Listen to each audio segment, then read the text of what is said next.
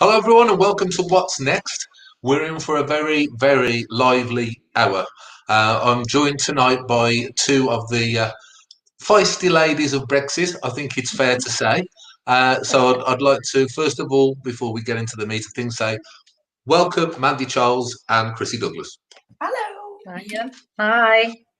Good Now, evening, everyone. That's it. Both ladies have got very strong views, as you will find out in the course of the next hour, and they are not shy at all, no matter what they might say at the start. So I'm going to get straight into the meat of it because it's great having you two with me tonight. For once, I might not be the most controversial person in the room, which is always a nice pleasure. Well, thank you for having us.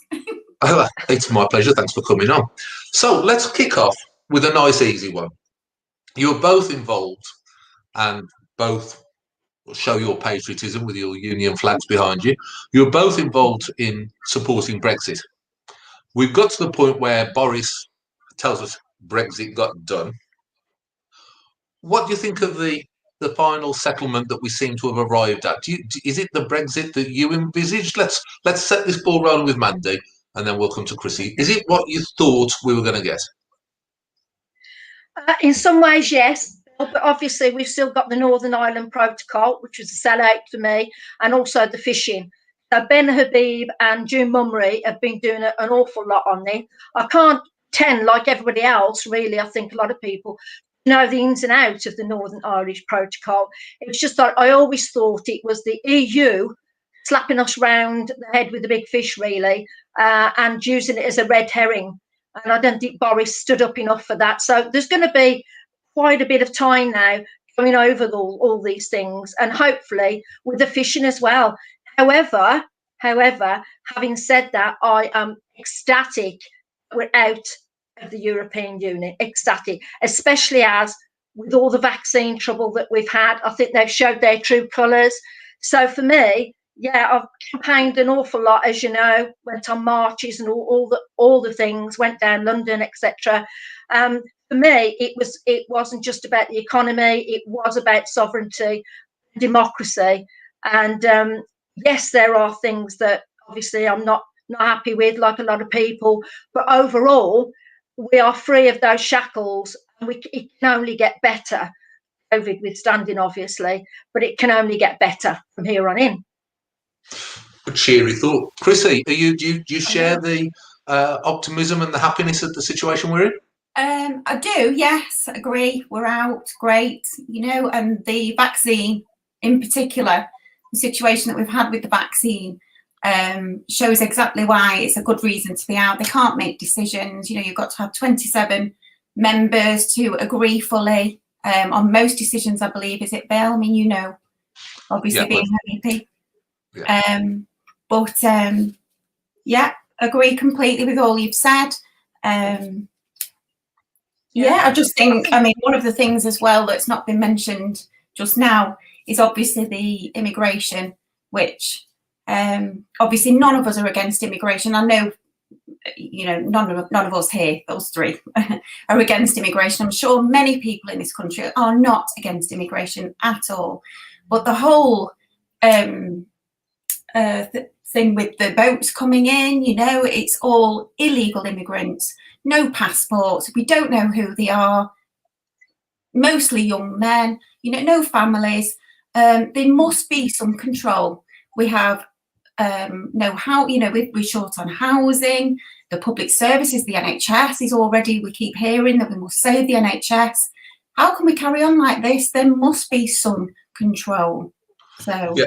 Well, that's a strong point. Strong point to bounce at you, Mandy, because the situation as I see it now, yeah, we've got some good things. We're out of the EU and a lot of the stuff that goes with it. But as you alluded to, the fishermen have been completely betrayed.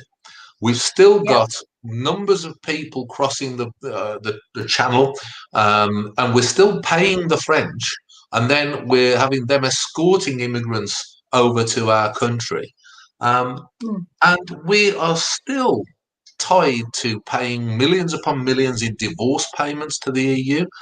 I wonder whether or not Boris, we used a few fish analogies before, whether or not he sold us a kipper. I wonder whether or not by dressing himself up in the garbs of Brexit just to get elected. What he's actually done really is given us a semi-detached relationship where we're not flexing our muscles as much as we should do. I mean, those issues I raised, do you think that that's what a Brexit Britain would have been put up with? No, I think really what you're saying about Boris, I agree with you. Let's face it, we know without Nigel Farage and the Brexit Party and everything else, he wouldn't have got in number 10. And then he only did so on that I'll get Brexit done. So really, and when you looked at his 2 articles coming up to the referendum, it did 1 for and 1 against. Now, to me, that's dodgy. That seems to me that you're sitting on the fence somewhat. But anyway, it was, obviously he's better than Theresa May. But I think you're right. There are a lot of things. And I don't think he might have got it out to an extent. He's not the one to take us forward now out of Brexit properly. He didn't grasp those opportunities, and there will be fantastic opportunities. I mean, just a couple of weeks ago, I read that the EU, a lot of the finance firms, over 1,000 of them, were relocating to Britain. So we have so much here that we can use. We've got Liz Truss doing a fantastic job around the world selling Britain, and that's what we need. Boris hasn't really shown that to me. He hasn't really got out there and really grasped those opportunities. Liz Truss has, but I think his government as a whole haven't. And I think with COVID now, that's obviously set us back. But what we need now, and I'm probably going off it a bit, but we need a prime minister now for recovery and reawakening of our manufacturing and everything else, which is actually doing quite well. I saw today that 58.9% of manufacturing surged in the last month, and that's been the highest apparently for the last decade. So what I'm saying, we're out. I just don't think Boris is the one, even though, it was all, yes, it'd be fantastic. He's not the one to take us forward with Brexit. We need somebody else now who takes the reins and thinks we're going to fly with this now, with Brexit, Yeah, I mean, that's a good point. I mean, Krissy, you really set the ball rolling with this, with raising some of those issues. I mean, we do need another way forward. I think you might agree. And with the way we're looking at the moment, we've got Labour Party, Conservative Party, reluctant Brexiteers, other small splintered parties around the place that aren't necessarily going to make breakthroughs.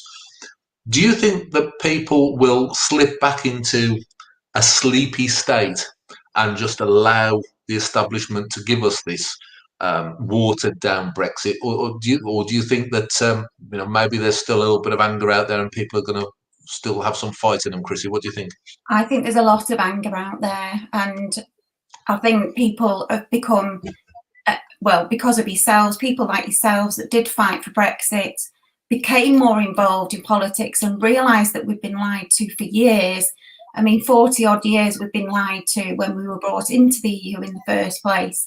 So I think it's created a lot of mistrust. And yes, Boris has promised the world towards, promised he would take us out of the EU, which, okay, yes, he has. But is it in name only? Like you say, with the fishing industry, we've been let down there. The mass immigration is still carrying on. Oh gosh, we could go on, couldn't we, really? I just think he's let many people down. I think even the Labour voters had sided with him and lent him their votes. And I just think the whole country feels let down. Majority of us, I think. And I think you only have to see the marches that were going on recently that people are very fed up. And I think you lead us on to my next topic, actually, and I'll set the ball rolling here with Krissy, because it's more the areas up north where I think this applies to, in some senses. The so-called Labour red wall fell, and the Conservatives won lots of seats. And now the Conservatives have more or less embraced political correctness. They're more or less on the culture wars side of things. They're against what traditional values would be. And as someone well connected and living in those areas where the Tories broke through, Did anyone in the north of England, working class areas, did anyone vote for censorship, political correctness, police taking the knee? Was that what they were thinking of when they voted Tory? No, definitely not. Like I said, I do think there's a much anger out there. They did lend the vote. Whether they will go back to Labour or not, I don't know. I mean, they're a poor shower as well now. I don't know. I can't see. I can't see them voting for them again. That's for sure. Anyway, so they need to start changing their attitude, don't they? We do seem to have lost our voice. Yeah. Well, I think that moved that on to Mandy. I mean, there was a. It strikes me that Boris and the Tories sold a bit of a whopper, claiming to be conservatives, claiming to stand for traditional values. Now, the thing, Brexit, okay, they've more or less got where they promised, more or less, give or take the reservations we've raised. But just looking at what's been going on, reports into structural racism, statue reviews, censorship of the internet, which we're rather familiar with on this platform, and all of the rest of the whole knee-taking palaver that's been going on, and the political correctness. How is this conservative, and how is this what anybody voted for? Well, nobody voted for that. I certainly didn't vote for it. I've been voting Conservative all my life, and to me it's about family values, and actually not nationalistic, but being patriotic. And we've only just recently, how the hell that happened, I don't know, but we can have all our flags now, the Union flag on all our buildings. Why weren't they there before, is my question. And also with this PC nonsense, education, and we've seen with the Batley school, which to me was absolutely disgusting. They threw that teacher under the bus, and this is our, 2021 secular. I'm a Christian, but it's a secular nation, and yet we have people, intimidated by violence, and this can't be allowed to go on. And I think some of our politicians, Bill, I hate to say it, but are bloody yellow up the back and spineless. They really are. I come from, as you know, Smethwick. We no punches pulled there or anything like that. And it's like, you can't believe some of the nonsense and taking the knee. I saw a little bit of Sky today. This just shows you where we are at. A little bit of Sky, and I had to turn it off because it was about George Floyd, and it was fair enough. Obviously, you have to have justice. Guy has to go to court, given all the evidence and everything else. We have to have justice. But what kind of justice is it going to be? Because the news that I saw, Sky was interviewing his brother, and you thought this guy, the way Sky made him man, it was Martin Luther King. I've seen, and it's like, what? Hang on a minute. Did no one ask the woman who he pulled the gun on when she was pregnant? Could you imagine the trauma of that? This was Sky News. And then there's a big poster. I don't know where it is. Is it Manchester somewhere? Manchester. This guy, Manchester. And you say, hang on, this guy's a domestic abuser. We are supposed to look up to this. Young men are supposed to look. I've got a son. There is no way on God's earth I'll be teaching my son. Please look up to this guy. Martin Luther King, yes. Not this guy. So we have gone where it's all topsy-turvy. It is George Orwell, isn't it? It's like we're expected to now look up to these people, and quite frankly, that can go swing in the wind for me. That's not happening, And I think with this report today as well. I mean, the left have got the knickers in a twist. I mean, they've been going round and round, and absolutely going berserk. You've got Femi having the breakdown, and all these people, and it's like, well, for goodness sake, it's said that they've looked at the evidence, and a lot of the evidence is socio-economic things as well. I grew up in the 70s, and my school was in Smethwick. So we had, the Indians, Black Caribbean, and everything else. To be honest, Bill, I didn't see any racism. We didn't look at colour. We just got on. And where it was a two-way. I was called a milk bottle by my black Arab, for being, I was called Torquay and all sorts of. It wasn't anything behind that. We were all friends together, and I'm tired of, my mantra, my principles are with Martin Luther King. I look for the character, not the colour. That's it. Yeah. Absolutely. And somebody is trying to tell me through this race thing I shouldn't. I worked in the Muslim cultural centre in Ireland for over 12 months. I'm no racist. But what I won't put up with is being, people in the black community, whatever, being patronised. They're all victims. No, they're not. My black friends are not victims. No. So it has gone bonkers. So I'm grateful for this report. I don't say racism doesn't exist, because it does in lots of places, but not to the extent that people make. And don't forget, Bill, this race thing is an entire industry. People are making an awful lot of money out of it. So this for them today, this report is not good news.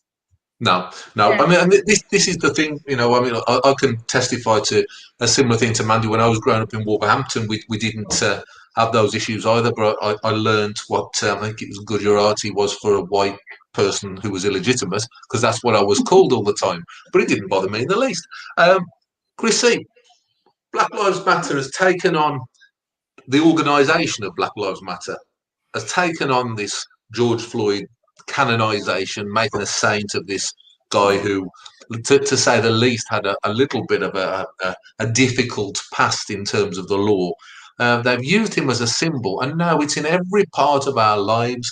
We can't turn on the television without football teams and cricket teams bending down on one knee, which I find deeply offensive. If someone's representing me, Wolverhampton, or me as an England fan, and they're on their knees, I find that really, really atrocious.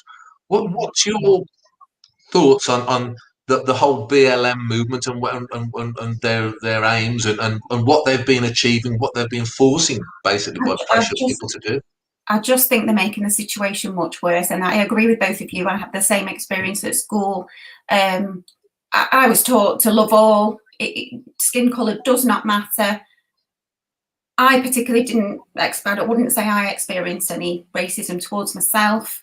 I certainly didn't experience anyone else being treated badly because of the skin colour, or and I actually feel like we've moved to there's a lot more racism towards white people now, where there was no racism. I feel now it's acceptable to be racist against white people. I mean, we hear all the time on TV that supposedly we're this superior race, we should feel ashamed of ourselves, and they're teaching our children this, and I think it's so wrong.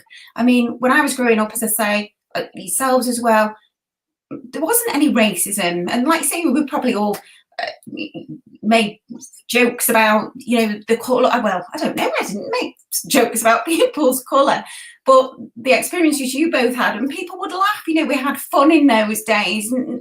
No one was particularly worried what someone said, and now we can't say anything without being told that that's offensive or whatever. But the thing I find most upsetting with the Black Lives movement and George Floyd is the fact that it's actually more white people that were killed in America at the hands of the police, but no one's ever got down on the knee for a white person. It's all about just Black Lives Matter. Well, no, everyone's life matters. Yeah, so but I do think we've gone backwards. I think in London particularly, you've got a Muslim mayor that is advertising Muslim-only homes. We have jobs that are not available to white people. So as I say, I really do think the world's gone topsy-turvy, and the Black Lives Matter thing has made things worse. It's as though we should all be against white-skinned people, and it's wrong. Nobody should be judged by the colour of the skin. You should be judged by your personality, whether you're a criminal or you're not, and all criminals should be treated equally. So And all lives matter, as you use that phrase there, that's actually being condemned as being racist now. Yes, I think it was one of the northern football clubs, wasn't it, where a guy flew a banner over the stadium saying all lives matter, and he's got banned for life from attending the club. How can it be? It's dreadful. I do have a friend on Twitter, actually, a Polish friend, who I thought I will give a mention if I can. Yeah. He's called Rafał, and he's so proud of his Prime Minister, who will not take the knee for Black Lives Matter, and his football team as well, who will not take the knee. Well played to them. I personally don't think anyone should take the knee for anyone. Maybe it's a push the Queen, but personally, I would think twice about that, because I don't believe anyone should be on their knees. Talking of royals, though, and talking of issues around Black Lives Matter, what a accidental link that is into another subject. Here they are, everyone's favourites. Oh, now come on, Bill. We want some privacy. Oh yes, they're so determined to be private that they do lots of interviews, especially with Oprah. Well, Harry, the intellectual juggernaut of a man, Harry, who's during that interview actually. Well, during that interview, he managed in the first 40 minutes to impersonate a chicken. Was his only contribution. And the charming and humble and modest Meghan, who is not at all someone who tries for the limelight. I wonder. We'll set the ball rolling, because I think Mandy's about to jump through the screen at me. So we'll set the ball rolling with Mandy. What's your thoughts on these lovely royals?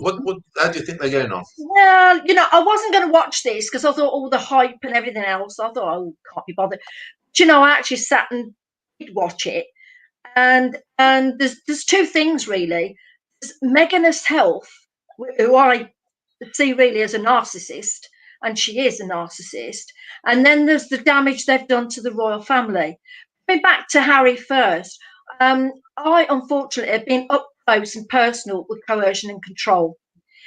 Everything that's happened to Harry, that is coercion and control. If you look at the red flags taken away from all the people they love, taking them somewhere else, not allowing them to speak, really. And what it is, it's like confluence. That person just goes in to the other person. And that's what Harry's done.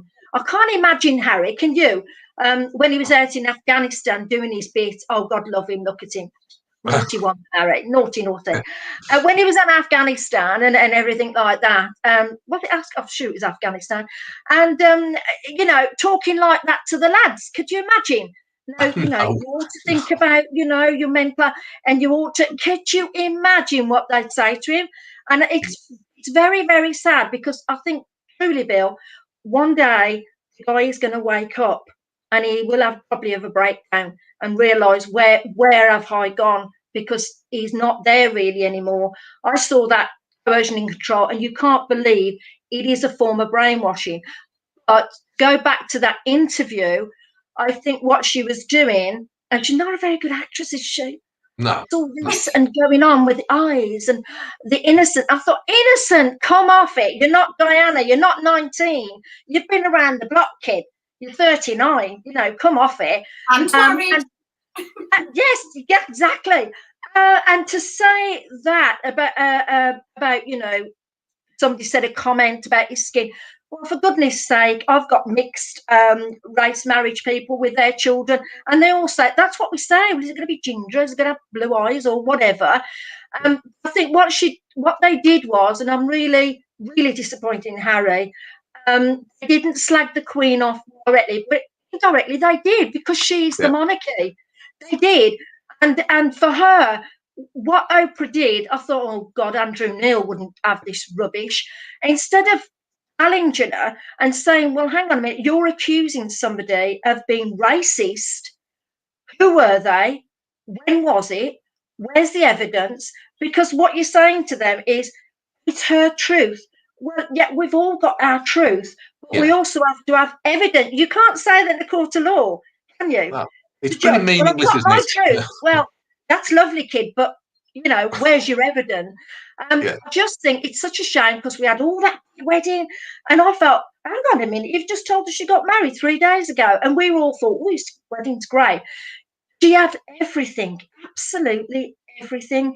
And we're not a racist country. We opened our arms to her and our hearts, to be honest, we did.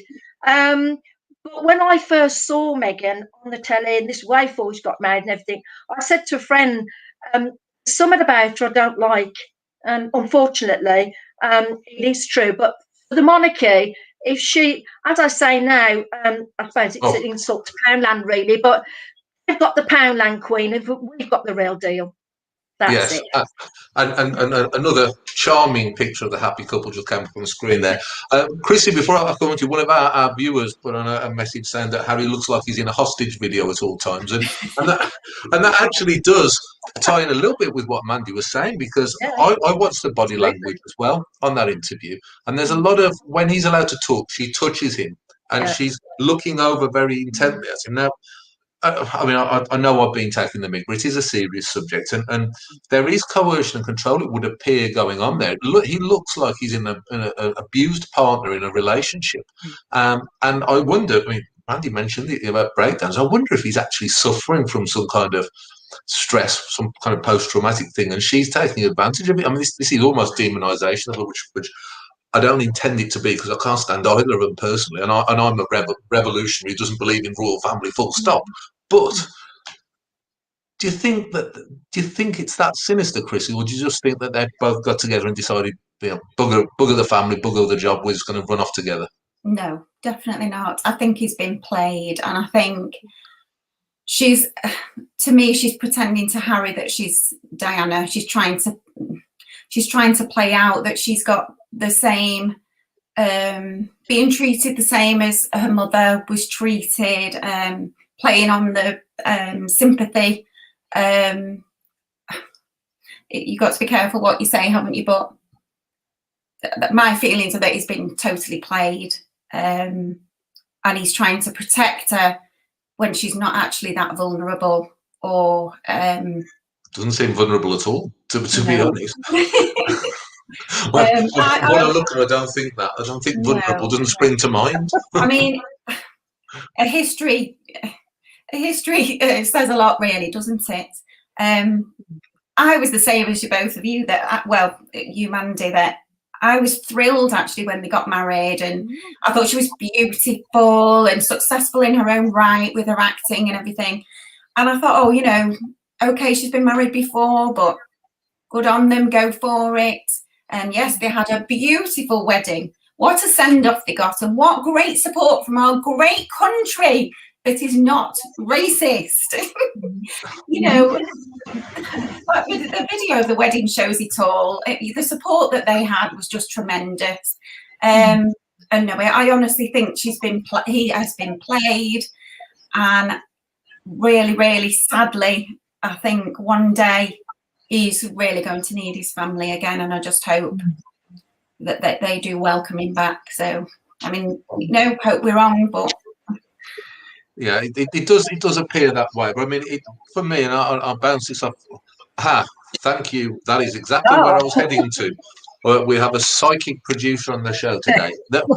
This opens up the discussion for me about royalty in general. Now, I think Kate Middleton and Prince William appear to be fairly reasonable, and they don't embarrass us too much. And I think Kate Middleton is probably more the model of how a royal should behave. But it does open up the question for me, and I'll bounce this on you first, Krissy, and then we'll take it on to Mandy, because I think I'm going to get some stick off both of you on this. It raises the issue with me when you've got these pair acting like this at the taxpayers' expense and embarrassing us. You've got Prince Charles hugging trees and wanting to save the planet every 5 minutes. You've got a fairly broad range of hangers-on and no goods attached to that royal family, with the exception of William and Kate right now. Does that not make you just a little bit question the concept of the monarchy and wonder whether or not perhaps it would be better if there was someone we could vote out if they turned out to be completely stark-staring bonkers? Yes, actually I do, and I've never ever thought to say that. I've always been a patriot, a royalist, I should say. But yeah, it definitely makes you feel that we're paying these people to just well, I mean, Harry and Meghan in particular, where they're calling the country racist, you know, definitely, I think it's a good idea. Yeah, let's vote them out. Well, people criticise democracy, but you see, there's the issue. When you've got a monarchy, you can't vote them out, can you? You're stuck with these bunch of people who've, you know, historically all been breeding with the same families all across Europe, and they have big ears and tend to have a few issues with various things. So I'm not too impressed with it, Mandy, but I think that you're going to have a different point of view to me, because you look like you're ready to snap back. So I'm going to say, it's here and now. When the Queen has gone, and I hope that's not for many, many years, from the moment that happens, I'm a Republican. Right. Okay. I understand, you know, everybody's saying about, you know, let's be Republican again. We'll have a look where that actually happened, republicanism. I think the monarchy is a good thing. However, I do agree with you, Bill, that it needs to be slimmed right down. Hangers on, no thank you. Princess Anne, she only has security when she does the job. That's going back to Meghan saying, oh, I don't have security. Well, hang on, this is Princess Anne, and her children have got no titles, and they've done very well. And someone actually tried to kidnap Princess Anne as well. They must have been very brave, but they did try, didn't they? You know, but they were very brave to do that, weren't they? Imagine. But I think, and the monarchy, what it brings to this country as well, don't forget all the tourism and everything. It's like a stabilising influence we've had for over 1,000 years. Yeah, there have been bonkers people, George V and all things like that.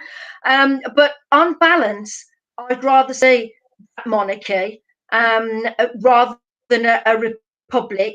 I'd rather see the monarchy stay. And I think with William and Kate, that might well be the case, because we haven't got much time for Charles, to be honest with you. I have to say, he's a bit, you know, flaky, and he doesn't really understand ordinary people. I mean, it's very difficult for coming from his background, I know.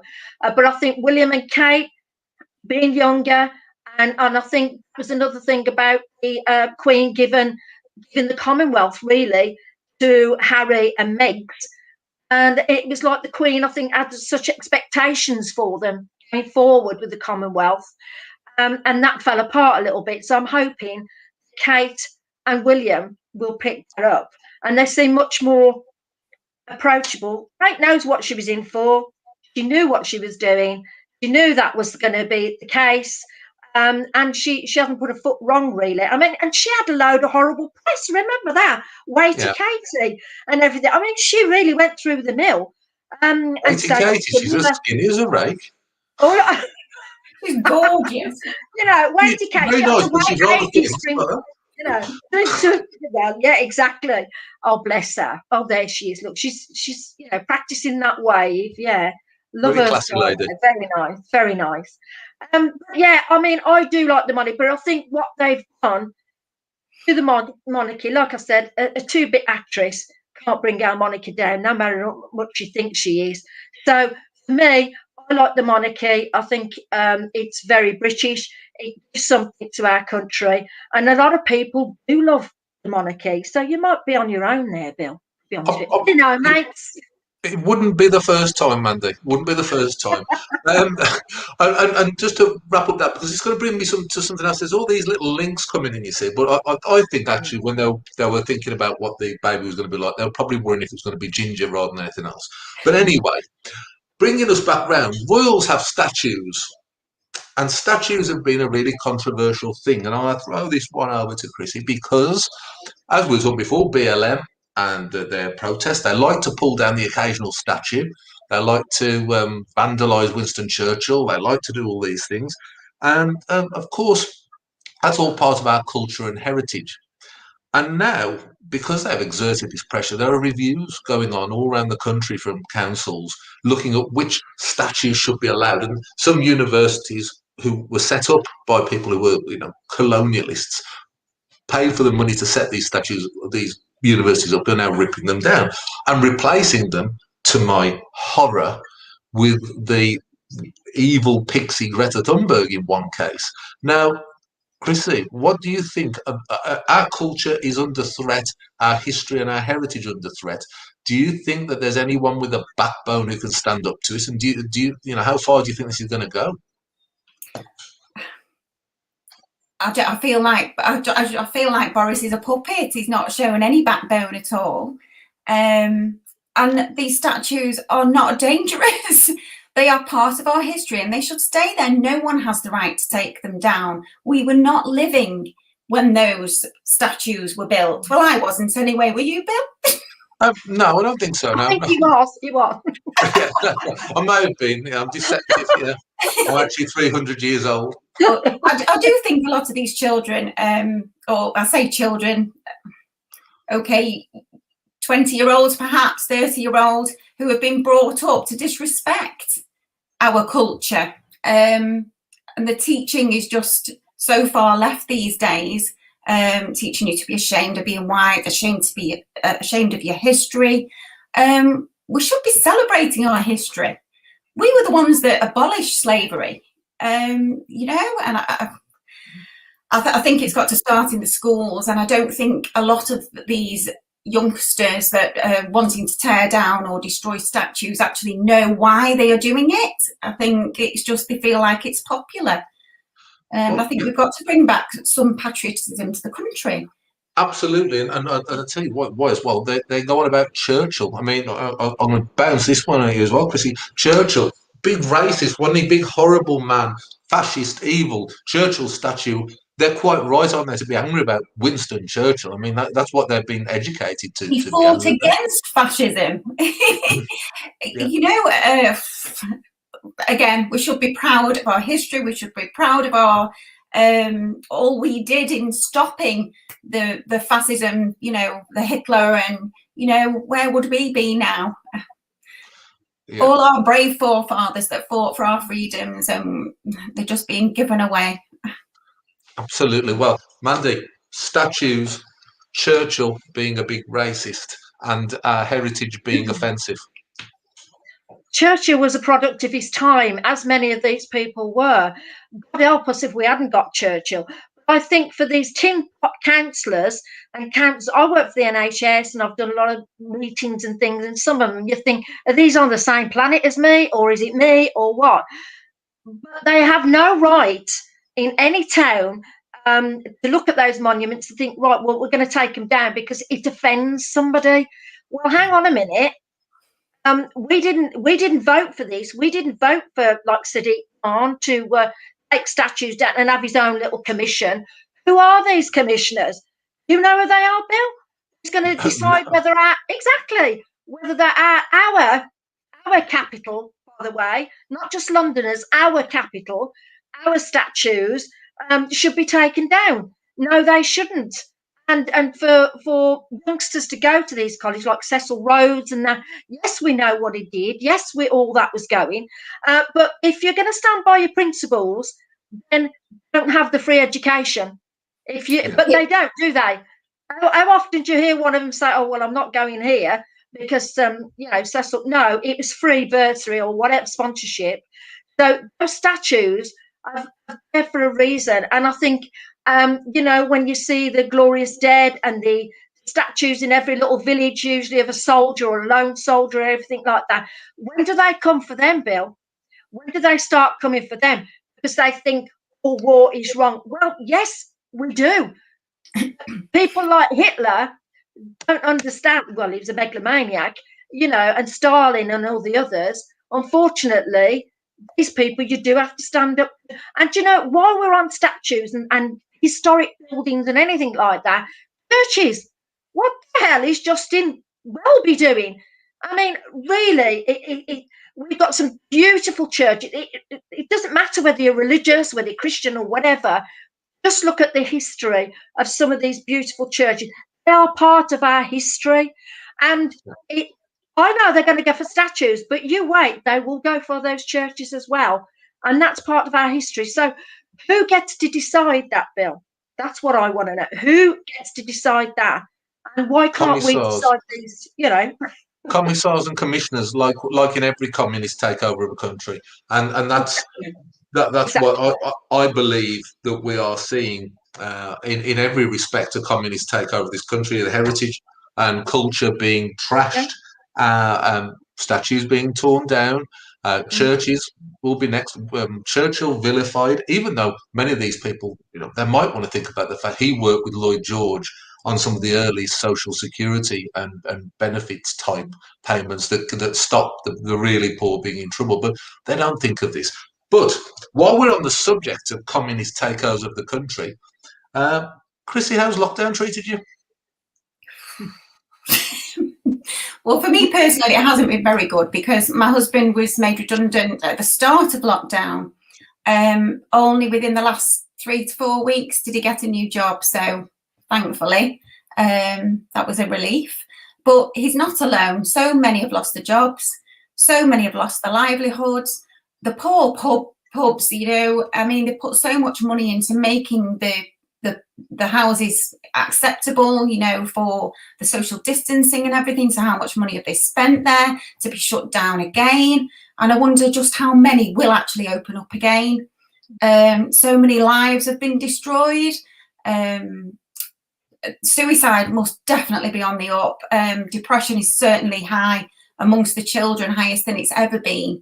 I sadly think suicide will be way up when they get the figures through.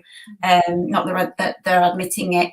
I just think lockdown's caused an awful lot of destruction, and how we'll get out of it, I don't know. And I think they say that we shouldn't look at Sweden, but why can we not look at Sweden? They've had no lockdown. They have had exactly the same waves of us as ourselves. So when they've had the lull and we've had a lull, they have had no lockdown. So they have saved their economy.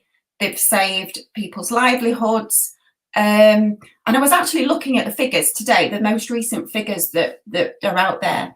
And actually, as percentage of the population in Sweden, it's 0.13% have died from COVID, compared to our 1.18%. So they have a less percentage of deaths with zero destruction from lockdowns. And I think we must look at it. Yeah, I think the argument people would throw in there is to say that there's a less population density in Sweden, but as you say, the graphs still go in the same directions. Yeah. Mandy, lockdowns have created huge issues that Krissy's just talked about, some of them, and there are even more than that.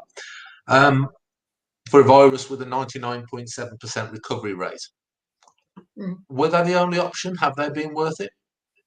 No, because if you listen to Lord Sumption, High Court judge, I know you're familiar with him, probably, Bill. Lord Sumption said they already had a plan. In 2011, I believe he said, they had a plan that they're working on for 10 years as such to look to pandemic, what would happen, put things into play. They already had a plan there. And I think, if I'm right in quoting him, he said the plan there was a pandemic that would take 700,000 lives. That's what the plan was for. Now, why they didn't stick to that plan is anyone's guess. It was scientists and everything else for 10 years doing this. Lord Sumption raised the question, now, if you've got that plan, why was Boris frightened almost? Oh, China's doing it and Italy's doing it. Oh, we can get away with it. Why was he frightened into that and not sticking to that plan that would have meant no lockdowns at all, no lockdowns, not the awful desecration of our economy. And I think Krissy picked up on it there a bit. Professor Sikora, 40,000 cancer treatments haven't been done. 40,000, and it's rising. So COVID, all these other deaths that are from the lockdown itself, COVID's going to be dwarfed by them, unfortunately. And with the pubs, there's 44 a day closing. And these, SAGE committee members and the scientists having wet dreams over their spreadsheets. But it's like, get a grip. There's guys and women here with families. They haven't got money. They haven't got to pay the rent, mortgage.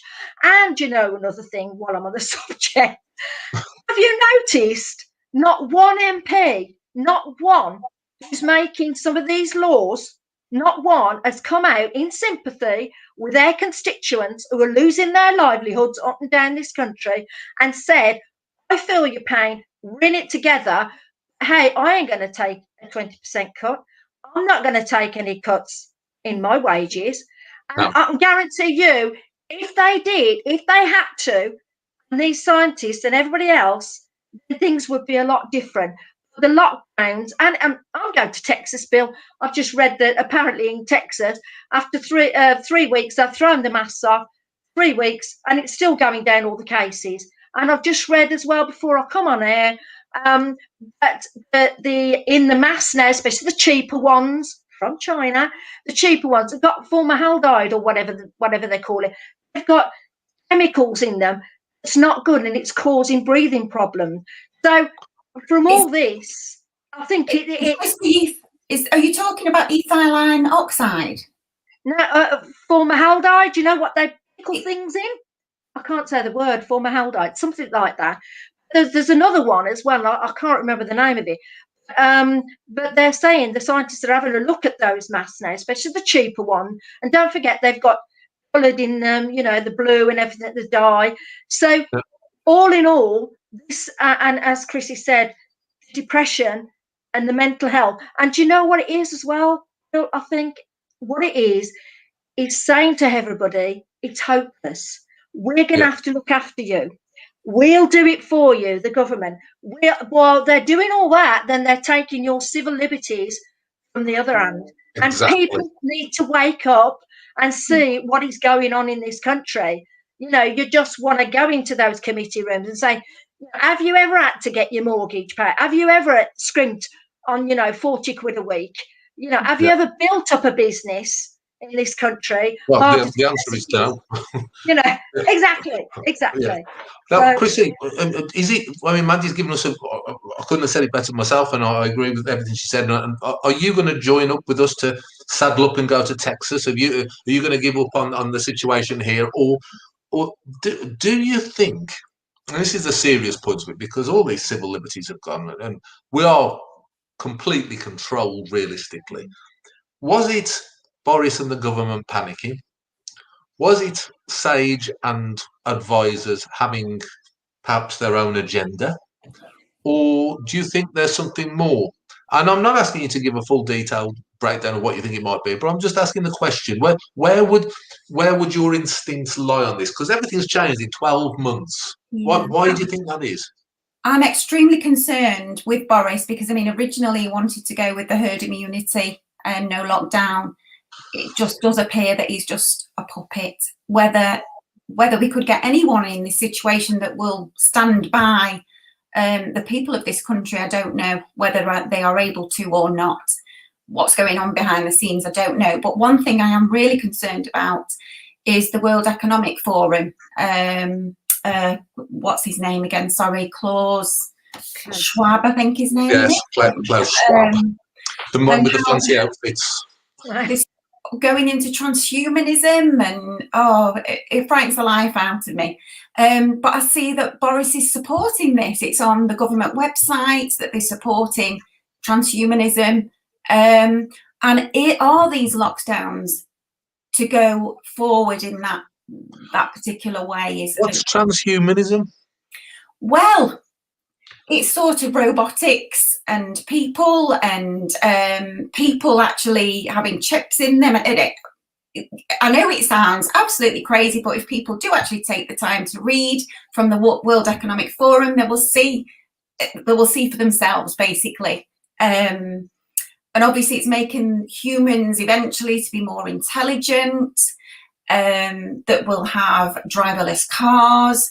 None of us will own a car. In fact, that's coming anyway. That's coming in 20 years. The quote is that we'll have nothing, but we'll be very happy about it. I'm wondering how many people will be here then. What jobs will we be doing if everything has been taken over by robots? And it just sounds science fiction. It sounds nonsense, but it's on the government website, and it, as I say, worries me immensely. Well, I'm glad you're talking about there being an agenda behind it, because I speak to so many people who say, "Oh, you can't blame nice Boris. He's just trying to keep us all safe. He's trying to keep us all safe by locking us away, destroying our immune systems, stopping us being able to get out into the daylight, stopping us having a living, stopping us owning anything, and destroying our civil liberties and freedoms." But you listen to the majority of the people out there, and they seem to think that's true. Krissy, before I give Mandy a chance to vent because she's firing up again, but Chris, before we do that, do you think it's media programming that's doing this, or are people just that sheep-like and docile that they want to be looked after? No, media have pushed the fear factor. So many people are afraid of a virus that's actually 99%, unaffected to many people. And the media have created a frenzy. I mean, every single day that we're listening to how many people have died. When have we ever done that in our lives? I mean, how many 600,000 people a year, I believe, died of flu each year? We never had a constant data on how many have died and how many have, and that we should start wearing masks. And talking of masks, actually, I noticed today that Spain are really worried, because of the rates are sky high. But I believe Spain actually wore the masks outside. Which is ludicrous. So if the masks really work, I mean. Well, that's it taking us on to. I mean, I'm going to keep piling this on in our last few minutes because I love this subject.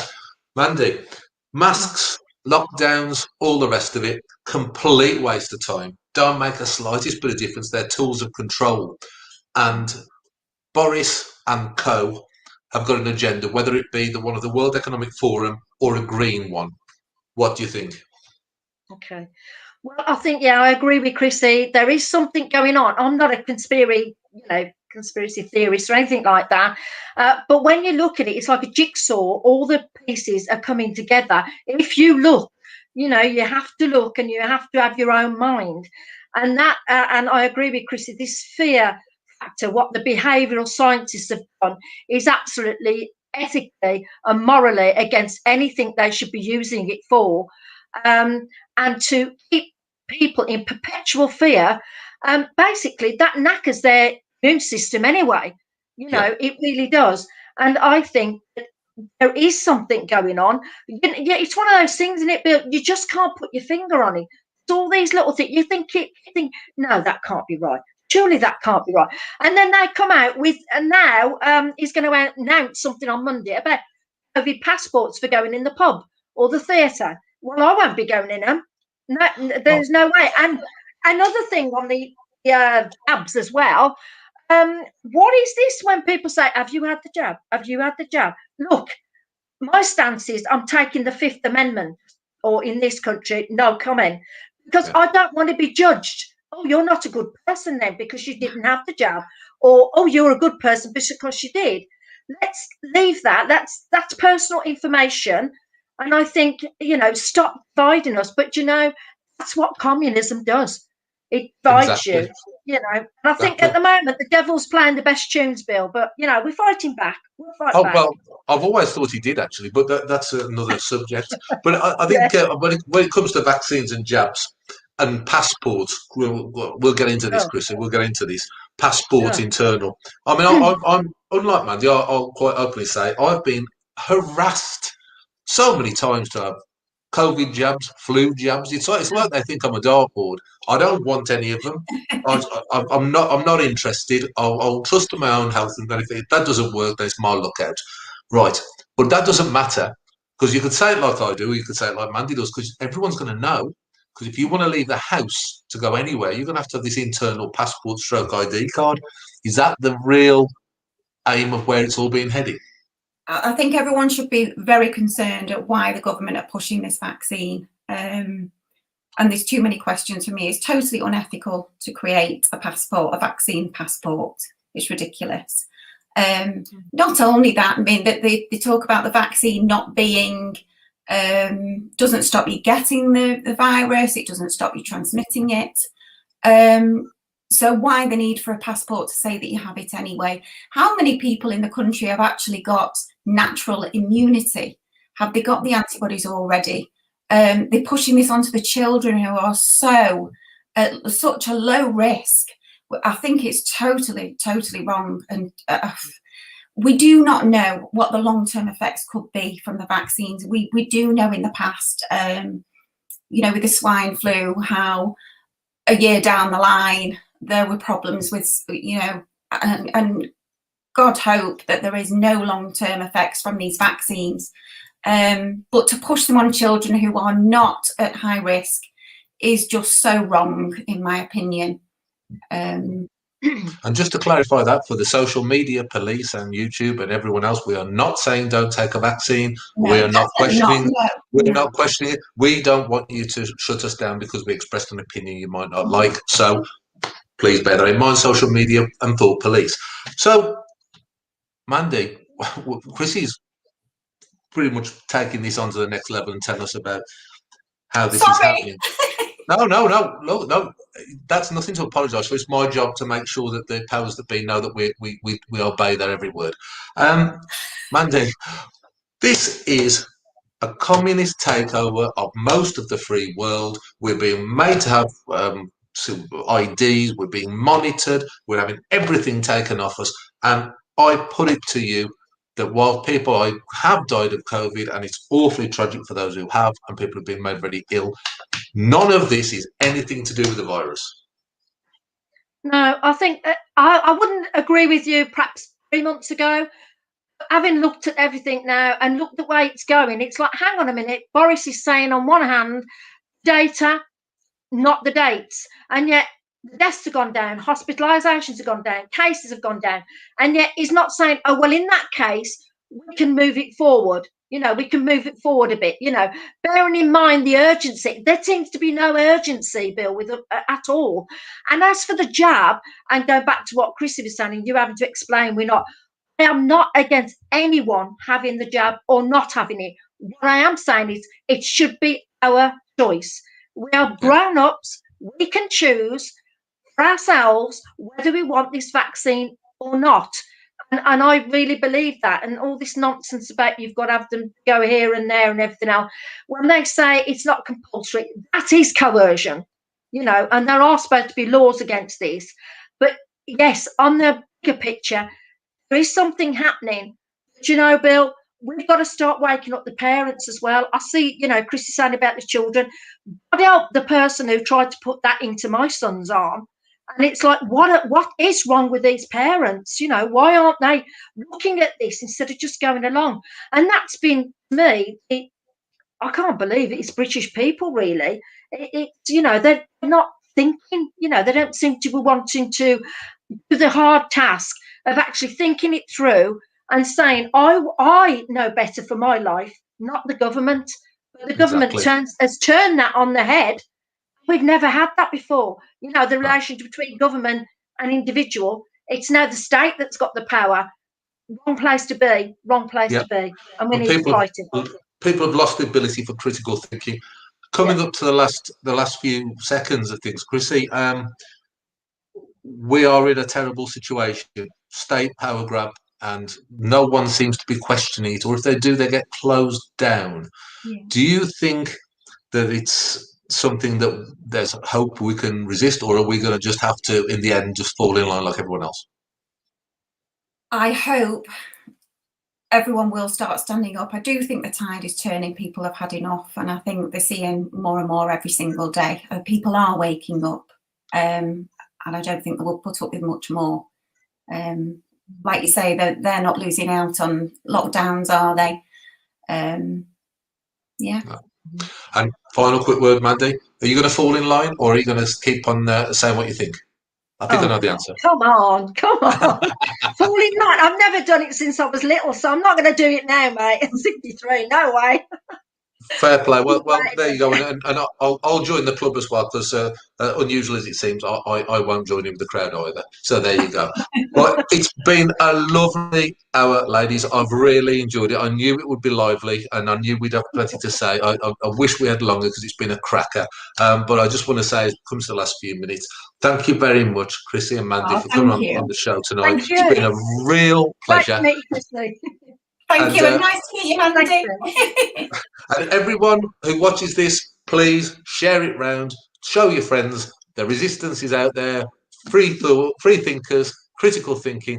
We still exist for now, so West Midlands, vote for Julie Hambleton. Yeah. There you go. I vote for Pete Donnell, Mayor. Well, it's a different thing. Anyway, you're going to wrap it up. I shall say good night to everyone. Thanks, Bill. See you Good night. soon. Good night, everyone. Good night, Krissy. Bye. Have a nice night.